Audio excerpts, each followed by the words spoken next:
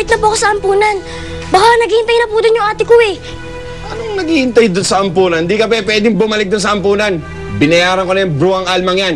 Kaya diyan ka, magtrabaho ka. Sige na po.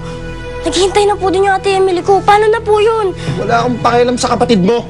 Ang ano, parang awa nyo na po. Sige na po. Hoy, tumigil ka na. Baka kuryentehin ko pa yung dila mo. Magtrabaho ka doon. Balik!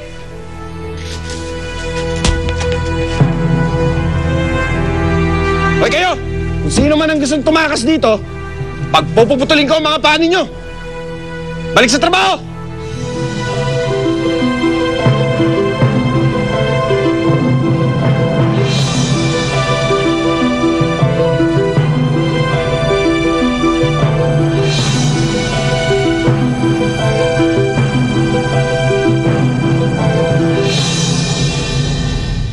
Joanna, nagsumunti ako. Sige. Salamat ah. Emily. Emily, tayo.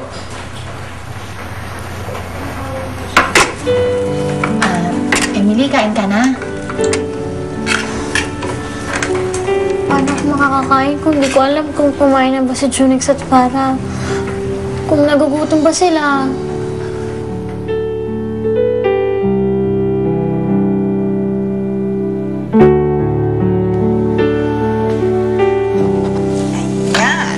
Ang dami naman pong pagkain. Naku, masarap yan. At niluto ko lahat yan para sa'yo. Sige na, kumain ka na.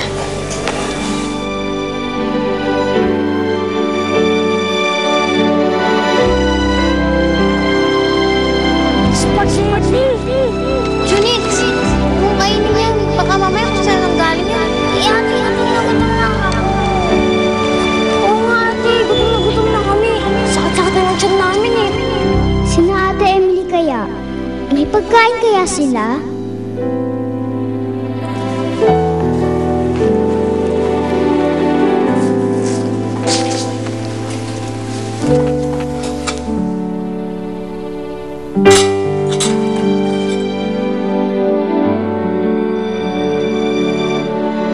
Anong ginagawa mo?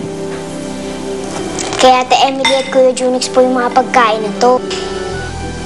Kunyari po, kasama ko sila. Sabay po kami kumakain.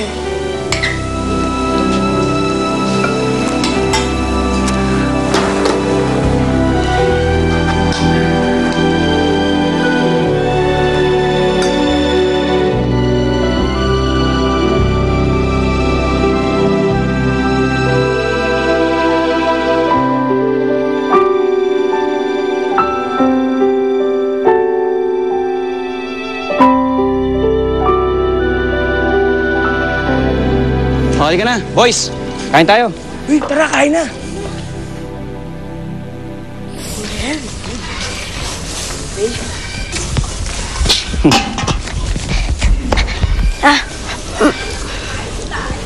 Mang Pilo, yung kamote ko po.